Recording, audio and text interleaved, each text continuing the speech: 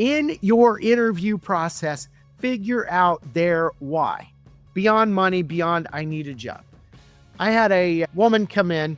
She was a parent. And so we said, why do you want this job? And she said, well, I need a job. I need money. So why are you applying for this one? She said, my kids are in school. I put them on the bus at like 7:15 and they get off the bus. I think it was around 2:45.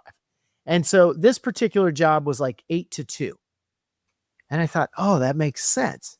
She said, there's a lot of jobs out there, but a lot of them either require me to go into work before I can get the kids on the bus, or I've got to get off after they're off the bus. And then I've got to figure out, how do I get them home? And do I have them go to a neighbor, or do I ask a friend? And she said it gets complicated. Whereas this job, these hours align perfectly. So right there, we have figured out her why, right? We know what her why is, why she's wanting this job over all the other jobs out there. But here's the secret sauce with that.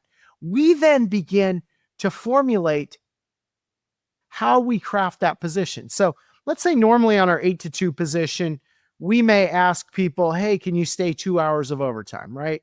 And that's just part of what we do. And a lot of times there's an implicit assumption on the employer's part that if I ask you to stay 2 hours of overtime and you don't do it, even though it's quote voluntary, that you're somehow a bad employee, or there becomes a pressure among your peers. Like, why does, Tina never work overtime and the rest of us have to work overtime?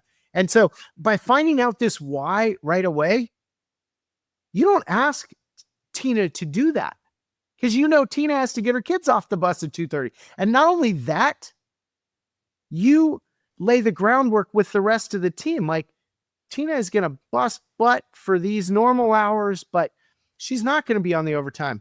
And then you spin it in such a way that you say, that's one less person competing for those overtime hours. Because a lot of people, if you start looking at hourly workers, a lot of people rely on that overtime bump, those extra 5 or 10 hours a week, depending on what it is, to just give them that little bit extra that helps them make their bills. If you want to start slaying the turnover dragon, it goes beyond just good hiring practices.